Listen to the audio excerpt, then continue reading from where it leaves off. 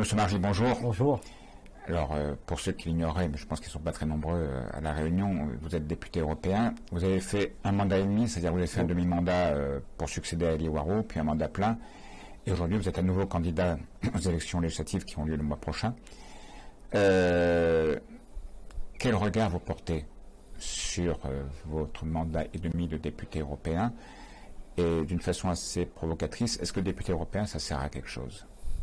C'est toujours très difficile, en réalité, de répondre à cette question. Et je préfère trouver les réponses dans les échanges que j'ai avec toutes les personnes qui observent mon action.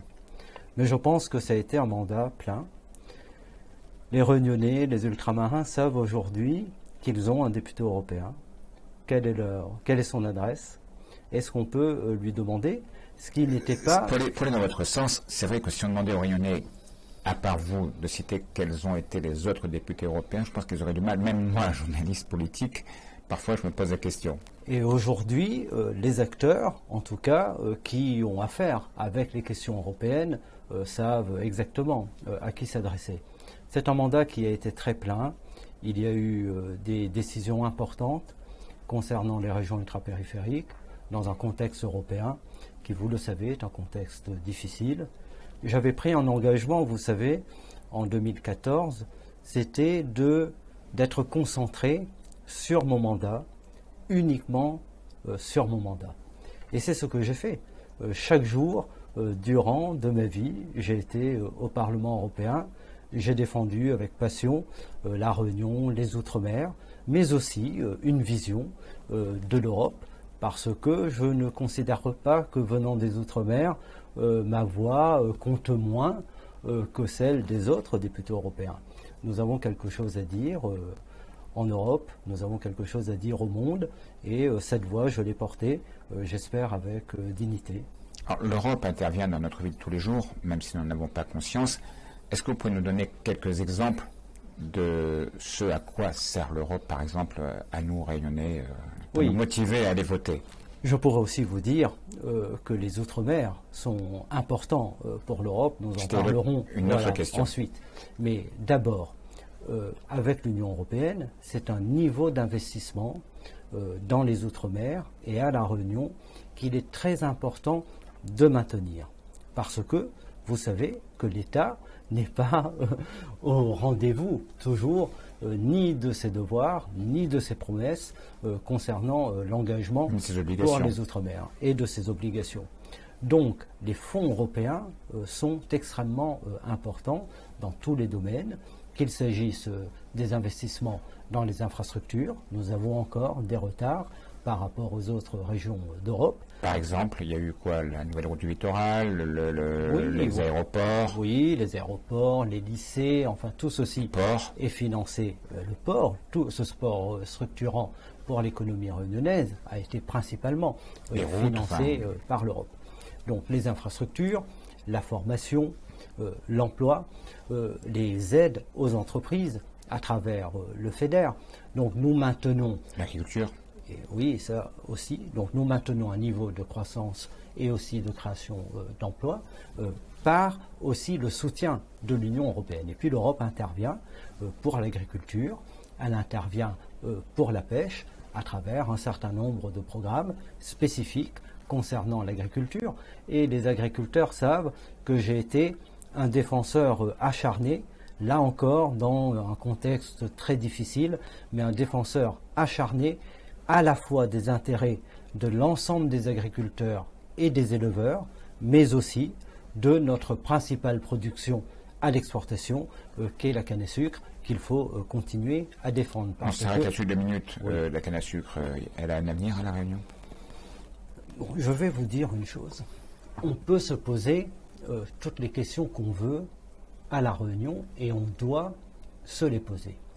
Mais lorsque vous êtes député européen, que les transformations n'ont pas encore été accomplies au niveau local et que les décisions stratégiques sur l'avenir de l'agriculture réunionnaise n'ont pas encore trouvé un consensus, je ne peux pas, moi, en tant que député européen, envoyer des signaux négatifs à la Commission européenne quand je leur demande précisément de sauvegarder un certain nombre de dispositifs existants. Parce que, autrement, je crée une situation de fragilisation pour l'ensemble de l'agriculture et de l'économie réunionnaise. Donc je suis tenu, tant que les Réunionnais ne se seront pas mis d'accord. Ce n'est pas pour autant qu'il ne faut pas se poser ces questions. Ce sont des questions très pertinentes, mais c'est mon devoir de me taire lorsque je me retrouve à Bruxelles. Et lorsque je me retrouve à Bruxelles, je défends de manière intransigeante les intérêts de la canne à sucre dans les accords de libre-échange. Vous savez, aux Antilles se pose la question concernant la banane. Oui. Beaucoup de Guadeloupéens et de Martiniquais ont beaucoup de récriminations. Il faut le rappeler que vous êtes l'élu de tout l'outre-mer. De tous les outre-mer. J'ai été élu sur l'ensemble de la circonscription, avec aussi des soutiens en Nouvelle-Calédonie ou en Martinique ou ailleurs, ou à Saint-Pierre-et-Miquelon.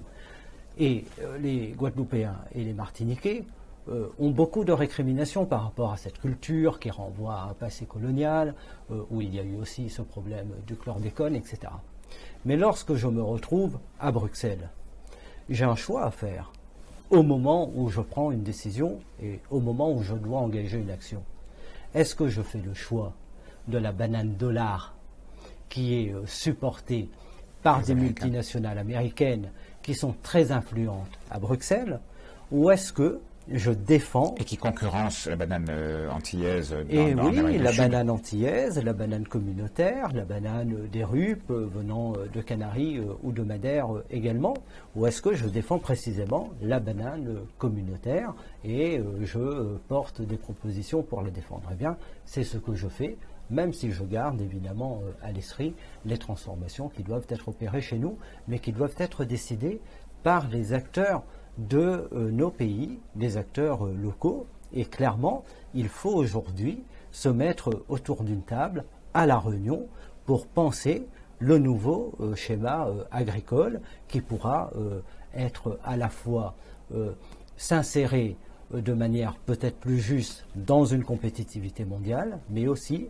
répondre à de nouvelles exigences en matière d'agriculture durable et solidaire. Et biologique, etc. Parce que vous êtes, on le sait, très, très porté là-dessus. Là aussi, je vais faire une petite parenthèse. Je lis souvent les commentaires sous les articles de Zinfo et je lis souvent des lecteurs de Zinfo qui nous disent « Oui, mais l'Europe par-ci, l'Europe par-là », mais quand on regarde, la France est un contributeur positif à l'Europe. Donc, quand on dit que l'Europe nous donne beaucoup, en fait, si on ne versait pas à l'Europe, on pourrait nous donner plus, puisque nous versons plus d'argent à l'Europe que l'Europe nous en verse. Est-ce que c'est aussi le cas à La Réunion? Je ne pense pas. D'abord, les régions d'outre-mer françaises sont les régions les plus pauvres de l'Union européenne. Mayotte est la région la plus pauvre avec une région bulgare. Qui détient le record en termes de chômage. Hein, oui. Et ce que je dis au gouvernement français, c'est que c'est une honte pour la France, qui est la deuxième puissance économique dans le monde, en Europe, la sixième, huitième maintenant, ben, ça ne cesse de dégringoler, la 8e puissance économique dans le monde, de compter en son sein les régions les plus pauvres d'Europe. L'Union européenne intervient pour autour de 350 milliards d'euros pour l'ensemble des régions d'Europe, c'est-à-dire pour les aider à atteindre un niveau moyen de développement à travers cette grande politique qui est la politique de cohésion que je connais bien puisque je suis dans la commission qui en a la responsabilité. La France n'est pas au rendez-vous de ses obligations dans les Outre-mer. Observez la situation en Guyane, observez la situation à Mayotte, mais observez aussi la situation à La Réunion. Dans les domaines de compétences qui relèvent de sa responsabilité et de sa seule responsabilité, l'éducation, la santé, la sécurité, la France ne fait pas ce qu'il faut. Et la France est soumise à un certain nombre de contraintes budgétaires qui sont d'ailleurs posées par Bruxelles. Imaginez un instant que ces fonds européens devaient disparaître. Est-ce qu'on peut avoir l'assurance qu'ils seront redéployés prioritairement vers les régions d'outre-mer, avec les mêmes ratios d'intervention? Car en réalité, les critères qui ont été retenus par l'Europe pour servir les régions font que nos régions, parce qu'elles sont, il est vrai, plus en retard de développement, sont beaucoup mieux servies, si on peut parler de cette manière, que les autres régions d'Europe. Et ces critères n'existent pas totalement au niveau national. Et c'est pourquoi j'avais soufflé l'idée à Erika Barège lorsqu'elle travaillait sur sa loi d'égalité réelle, de poser les principes des critères de convergence au niveau national. Et nous devons... La même chose que ce qui existe au niveau européen. La même chose, exactement. Bon. J'ai peur que ce soit un peu trop compliqué. Oui, mais enfin non, on peut comprendre, je pense. Vous êtes député européen, quel regard vous portez sur l'obligation que fait l'Europe à la France, et à tous les pays européens, mais à la France en particulier, de respecter un 3%, vous savez, ce fameux plafond de 3% de déficit. Est-ce que c'est quelque chose que vous comprenez Non, je ne comprends pas du tout. C'est un regard très critique. Et ne vous trompez pas, ce n'est pas parce que je défends les intérêts des Outre-mer à Bruxelles que je suis le VRP de l'Europe. C'est tout le contraire. Je porte, avec la France insoumise, des positions de rupture et de rupture profonde avec les politiques européennes actuelles. Et le grand problème aujourd'hui en Europe, c'est que l'ensemble des politiques européennes sont tournées vers les intérêts d'une seule économie, l'économie allemande. Au moment de la disparition de l'euro, de la disparition du mark et de la création de l'euro, l'Allemagne a posé des conditions extrêmement lourdes, difficiles, que beaucoup de pays européens continuent à payer aujourd'hui. Et à travers les traités de Maastricht et les traités qui ont suivi, et en particulier le traité sur la stabilité budgétaire, l'Allemagne a introduit ce qui est extrêmement important pour elle, parce que ça correspond à sa culture, ça correspond aussi à toute une histoire, ça correspond aussi à tout un mouvement de pensée très profond, l'ordolibéralisme, l'Ordnungspolitik, c'est ce que disent les Allemands, c'est pas seulement une affaire d'ordre économique, l'Ordnungspolitik qui veut effectivement qu'on pose des critères pour réduire le déficit et la dette. Cela veut dire que, avec les politiques européennes actuelles, on enlève aux États la possibilité d'investir de manière massive pour les transformations nécessaires. Mais cela aussi veut dire autre chose. C'est-à-dire qu'il y a là un vrai débat de fond, un vrai débat idéologique entre les libéraux et nous. Parce que ces critères, la conséquence, c'est qu'ils font réduire la voilure de l'État partout dans l'Union européenne. L'État voit son action réduite à des portions congrues. Cela conduit à des privatisations, à une mise en cause de l'État-providence. L'État-providence, c'est une affaire qui est européenne. Les anglo-saxons, ils ont un autre modèle. Mais en Europe, c'est l'État-providence qui est le modèle. Eh bien, avec ces critères, et avec aussi cette Europe qui est libérale et ultralibérale, l'objectif, c'est de mettre en cause l'État-providence, d'affaiblir l'État et les services publics, de faire place nette pour les marchés, de privatiser. Parce que lorsque les besoins ne sont plus satisfaits par l'État, ils demeurent pour autant pour les usagers. Et à ce moment-là, les acteurs privés, ils arrivent, mais ils arrivent avec leurs conditions, et des conditions qui sont très défavorables pour les citoyens et pour les usagers, et on l'a vu, et on le voit encore récemment avec les réformes qui ont été mises en œuvre. Donc nous combattons absolument ces critères, et c'est pourquoi nous disons qu'il faut sortir de l'Europe allemande, et il faut sortir des traités européens. Il n'y a aucune germanophobie en disant cela. Mais il y a la nécessité que la France se fasse aujourd'hui respecter. La France est un grand pays. C'est un pays singulier dans l'Union européenne. C'est un pays avec un talent d'Achille, parce que quand on a un déficit aussi important, un chômage aussi important, comment est-ce qu'on peut donner des leçons à une Allemagne qui a un commerce extérieur ultra bénéficiaire, qui a un taux de chômage très faible? Eux peuvent nous dire, nous on a réussi, commencez par réussir, vous viendrez nous donner des leçons après, non? Oui, et l'excédent allemand est d'ailleurs contraire au traité, et c'est un excédent qui n'est pas redistribué avec les pays européens, donc ça montre à quel point l'Allemagne aujourd'hui manque de solidarité vis-à-vis de ses partenaires. Mais la France est un pays singulier, parce que la France est évidemment, et vous l'avez rappelé, pays contributeur net au budget de l'Union.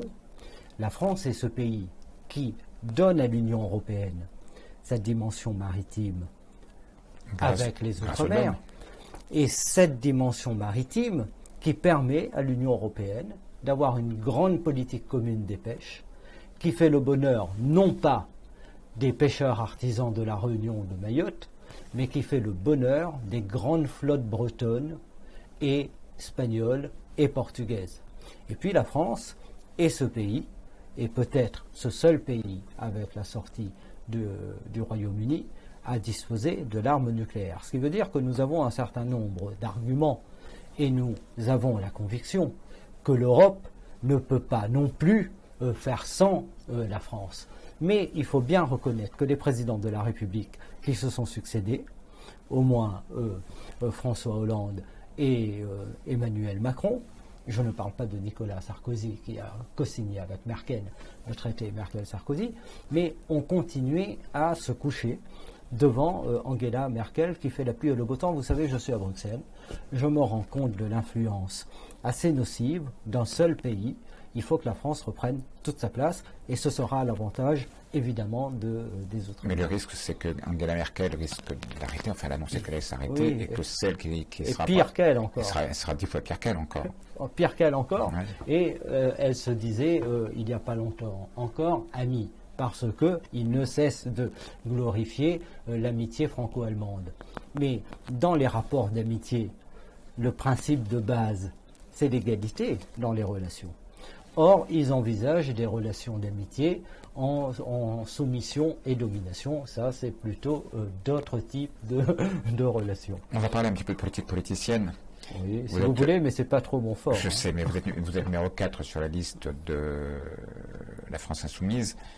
J'ai entendu que pour que vous soyez élu, il faudrait que la France Insoumise fasse 8%, à peu près, c'est ça? Ça veut dire qu'on ment beaucoup pendant cette campagne électorale. Et c'est pourquoi j'ai pris le temps, dans une interview, de rappeler les choses simplement, sans esprit polémique, avec les uns ou les autres.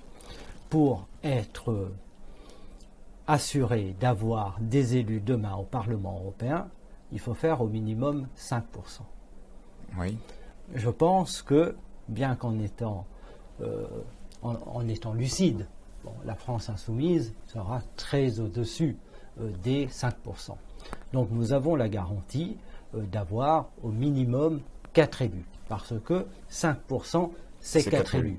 Mais en réalité, et si j'en crois les sondages qui sont parus aujourd'hui encore, nous serons au-dessus des 10%. Donc nous nous bataillons aujourd'hui. Moi je bataille, moi je fais le Tour de France actuellement. C'est pour les autres. Des meetings, je me bats pour les autres. D'accord. Parce que, et il faut reconnaître cela, la France insoumise. La France insoumise avait dit dès le départ, avant même que le comité électoral n'ait abouti pour les 79, qu'il y a une personne qui serait assurée d'être en position éligible, c'est le député sortant. Mais ce que je dis aux Réunionnais, c'est qu'ils ont le choix entre celui qui sera demain le député européen béni oui-oui du pouvoir et du président Macron, le candidat de La République En Marche qui est sur la liste de Nathalie Loiseau, ou alors de faire le choix... Stéphane Bijoux, on va le citer. Oui, Stéphane Bijoux, et de l'autre côté, le candidat qui porte l'opposition contre Macron, qui au Parlement européen demain, comme je le fais aujourd'hui, dira ce qui doit être dit, comme cela doit être dit, et en poussant le pouvoir, toujours dans ses retranchements. Je le dis toujours, vous savez, un bon député, c'est un député qui n'est pas dans les petits papiers du pouvoir. Insoumis. Oui, ben voilà, insoumis. Et je vous dis, mais vraiment, en toute franchise, le jour où un ministre ou un président de la République me fera trop de compliments, eh bien je me dirai, il y a un problème dans mon action et je ne suis certainement pas aussi performant que je le pense. Et je le dis aux élus réunionnais, il faut savoir tenir tête, il faut savoir se faire respecter, parce qu'on connaît trop les méthodes des gouvernements, que ce soit celui d'aujourd'hui ou ceux d'hier, avec les élus d'outre-mer. On utilise le bâton d'un côté, la carotte de l'autre, et on essaie de faire rentrer tout le monde dans le rang. Ou alors, on promet des choses. On promet un poste de ministre à tel président la possibilité demain de devenir ministre. Mais en même temps, on promet à un sénateur, peut-être à Mayotte, aussi de devenir ministre, et à un autre encore qui se trouve en Guadeloupe de devenir ministre. Mais pendant tout ce temps, eh bien, ils baissent tous la tête. Eh bien, moi, je pense que la situation à La Réunion est telle que nous devons tous nous tenir debout. Enfin, il faut tirer les conséquences de ce qui s'est passé, du mouvement des Gilets jaunes, de la situation sociale qui est épouvantable. Nous avons besoin d'élus debout, qui tiennent tête, qui sont dans une discussion avec les gouvernements, avec la Commission européenne, ce que je fais, mais qui en même temps poussent le pouvoir dans ses retranchements. Parce que c'est ainsi qu'on gagne les combats. Je suis, paraît-il, minoritaire au Parlement européen. Mais j'ai gagné des combats en 5 ans. On y reviendra après. Voilà, je vous promets, on en parlera. Donc c'est vraiment une attitude d'insoumis, vous l'avez bien dit. On reviendra à la fin pour finir sur une note positive. Mais juste une dernière question dans la politique politicienne. Vous avez été élu avec le soutien du PCR. Et vous avez, en cours de route, divergé, vous avez abandonné, on va dire, pour aller vers la France insoumise. Est-ce que c'est facile à vivre sur le terrain aujourd'hui à La Réunion? Oui, parce que je n'ai que des amis. Je vais vous dire une chose. En 2012, je deviens député européen à la suite de la démission d'Eli Waro. Je ne l'oublierai jamais. Et j'ai un respect très profond, beaucoup d'estime pour Eli, auprès duquel j'ai appris aussi à travailler. Et auprès de Paul Vergès également, dont j'étais le conseiller au Sénat. Donc ça, c'est quelque chose pour toujours, et des sentiments que je garde dans mon cœur pour toujours. Lorsqu'arrive l'élection présidentielle en 2012, je suis député européen. Et je viens au PCR avec quelques personnes qui représentent Jean-Luc Mélenchon. Et je porte l'espoir que le Parti communiste réunionnais va faire le choix en 2012 de Jean-Luc Mélenchon. Ça n'a pas été le cas. Et ça n'a pas été le cas. Et le Parti communiste réunionnais a fait le choix qui lui appartient de François Hollande. Il a cru, comme beaucoup d'ailleurs, dans les promesses de François Hollande. Il a cru dans les promesses qui ont été faites à Saint-Louis et sur lesquelles François Hollande s'est très vite assis.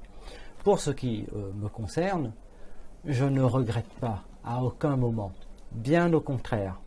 Et je pense que l'avenir m'a donné raison ensuite d'avoir fait le choix de Jean-Luc Mélenchon. Et je suis aussi proche de Jean-Luc Mélenchon.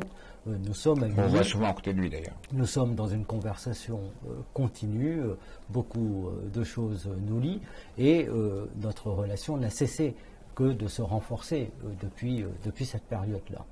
Donc, mais en réalité, dans les idées que je porte et aussi les valeurs qui animent le PCR, je ne vois pas de différence fondamentale. Mais vous êtes un trop fin politique pour ignorer qu'à La Réunion, au moment d'une élection, ce sont souvent les maires qui font l'élection.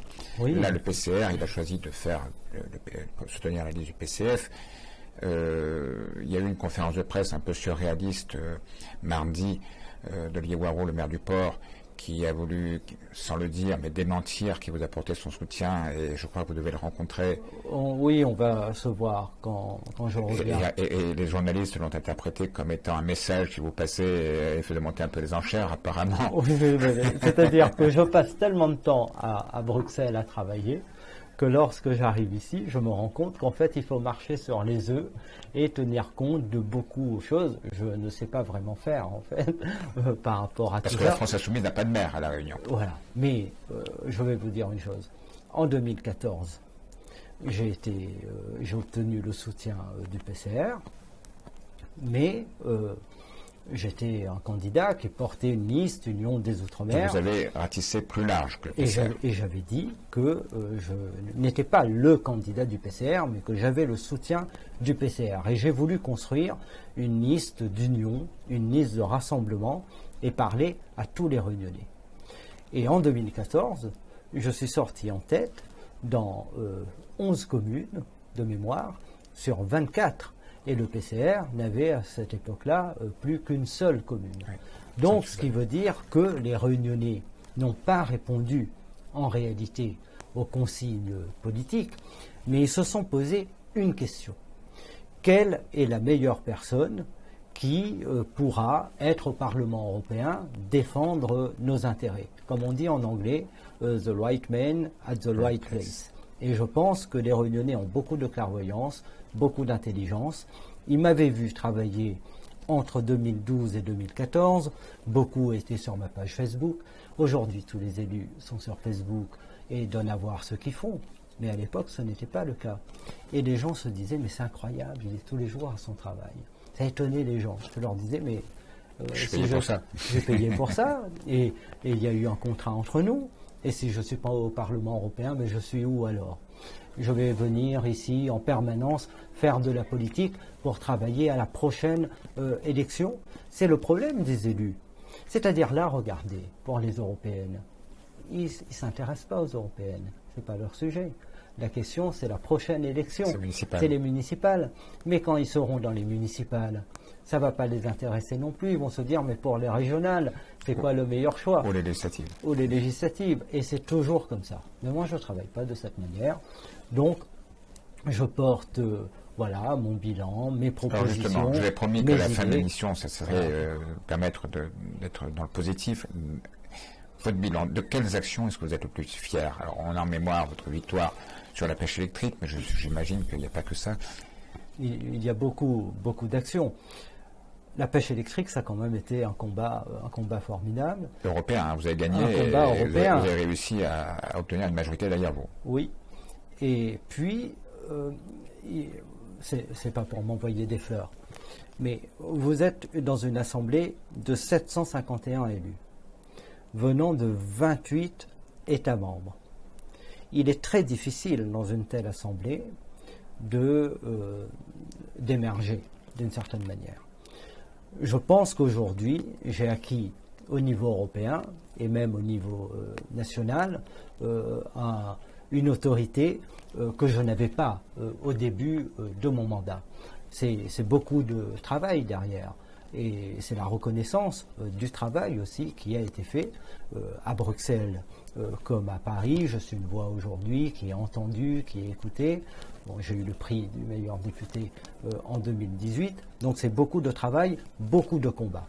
Dans les combats dont je suis fier, il y a le combat pour le Fonds européen d'aide aux plus démunis, qui n'est pas dans cette législature, bien que, mais qui était en fin de la dernière législature, qui était un combat qui était menacé de disparition parce que les Allemands avaient porté plainte devant la Cour de justice contre ce Fonds européen d'aide aux plus démunis, qui avait été créé par Coluche, sur proposition de Coluche, par la commission Delors à l'époque, et que les Réunionnais connaissent bien, parce qu'il permet de financer les colis alimentaires qui sont distribués par les associations. Vous parliez tout à l'heure de Patrick, dans l'échange qu'on avait eu de Sabatier, oui. Voilà. Eh bien, je me souviens qu'on avait travaillé ensemble là-dessus. Et c'est mon action, avec celle d'une autre collègue, Pervenche Pérez, qui quitte le Parlement européen aujourd'hui, qui a permis vraiment de maintenir ce fonds. Et je le disais à un journaliste du Parisien il y a quelque temps, il me posait la même question que vous. Et je lui disais, je m'en souviendrai parce que ça a été ma première dépêche AFP. Et ça, c'est quelque chose dont on se souvient parce que, voilà, c'est quelque chose qui fait référence. Et ma première dépêche AFP, c'était sur le Fonds européen d'aide aux plus démunis, le seul programme de lutte contre la pauvreté.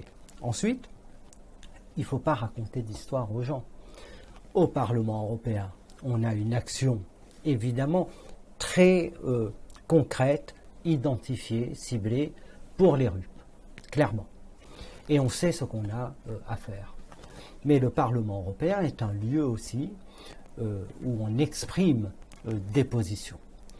Et j'ai exprimé des positions sur des questions qui ne sont pas seulement des questions qui nous concernent, nous, les RUP, mais qui sont des questions d'ordre national ou international. Et je suis assez fier que beaucoup de positions que j'ai pu prendre concernant les Rohingyas ou le Yémen en particulier aient eu un écho souvent dans le monde entier. Et puis voilà, récemment j'ai rencontré Barack Obama à Berlin dans le cadre de sa fondation. Il avait invité en réalité plus d'une centaine de jeunes, enfin je pense qu'il n'a pas regardé ma carte d'identité, de jeunes européens qui sont leaders et qui viennent un peu de la diversité, à 60%, c'était ça. Et puis pour le reste, il y avait 3 parlementaires.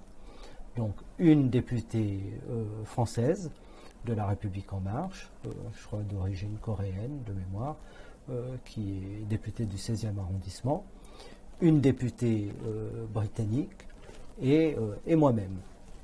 Et j'ai posé la question à la Fondation Obama pour quelles raisons j'avais été invité, parce que ça m'avait quand même surpris. Et ils m'ont dit, c'est par les positions que vous avez prises sur un certain nombre. Vous l'avez invité à la réunion? Oui, je l'ai invité et on a parlé des îles, parce que je me suis posé la question. Mais il est originaire d'un île. Voilà, et il vient d'une île. Donc je me suis dit, comment capter l'attention de Barack Obama dans quelques minutes d'échange? Je vais lui parler des îles, ça va lui parler. Et il m'a dit, je viens d'avoir. Voilà. Mais les îles, c'est très important. J'en ai parlé au président de la République aussi. Je lui pose la question, je lui dis, mais est-ce que vous savez combien d'îles il y a au monde? De la Grande Australie jusqu'à la plus petite aiguille. Pas d'État, d'îles. Il me dit, dites-moi. J'ai dit 300 000. Il me dit, ah bon? Je lui dis, oui, 300 000. Combien il en restera après le réchauffement climatique? Et ben voilà, c'est la question. Et puis les îles, donc elles sont nées sur la scène internationale avec la question du réchauffement planétaire. Mais le monde, en réalité, quand vous regardez la planète, le monde est un monde d'îles. Et nous le savons, nous, mieux que les autres à La Réunion, beaucoup de solutions pour le monde se trouvent dans les îles. Mais nous pouvons avancer beaucoup plus rapidement dans les îles que dans les grands pays. Les îles, c'est plus de 75% des pays ACP. Ça aussi, il faut que l'Union européenne ait à l'esprit. Et puis les îles, compte tenu des enjeux aussi bien par rapport au trafic maritime, mais des enjeux militaires et géostratégiques, sont devenus des points de tension aujourd'hui, avec des enjeux concernant la souveraineté. Nous le voyons ici, nous, avec Tromelin, mais c'est la question Diego Garcia, mais on le voit également, j'étais en Chine, je l'ai vu, en mer de Chine. Tout à fait. Donc il y a aujourd'hui, véritablement, à imaginer une nouvelle diplomatie mondiale pour les îles, mais aussi à inventer de vraies stratégies insulaires intégrées pour les îles par rapport aux réponses qu'on peut apporter sur l'énergie, la biodiversité, les océans, etc., etc. Et c'est très sous-estimé. Et je pense que le XXIe siècle sera le siècle des îles. Comme disait Aimé Césaire, l'heure des îles a sonné. Et M. Margé, vous êtes quelqu'un de très bavard, oui. Moi aussi. C'est fait un petit moment qu'on a dépassé le terme de l'émission, mais c'est pas grave. Merci en tous les cas. Merci à vous. Et puis, comme je le dis à tous les candidats à ces élections, bonne chance à vous. Et puis, j'espère que la Réunion comptera un député de plus Merci. au Parlement européen. Merci. Merci.